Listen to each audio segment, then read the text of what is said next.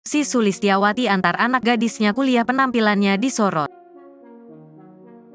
Artis Ussy Sulistiawati harus melepas sang putri tercinta untuk melanjutkan jenjang pendidikan di kota yang berbeda.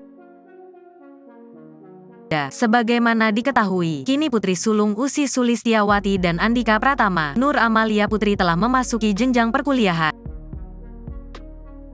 Anak Ussy Sulistiawati yang akrab disapa Amel itu telah diterima kuliah di kampus ternama di kota Bogor.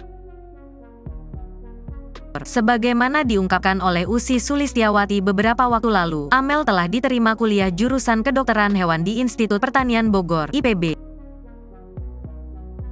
Sebagaimana diketahui, kampus tempat Amel menuntut ilmu termasuk dalam perguruan tinggi dambaan banyak orang.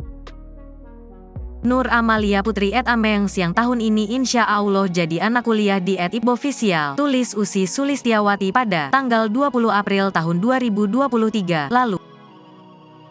Istri Andhika Pratama itu pun memberikan wejangan buat sang sulung.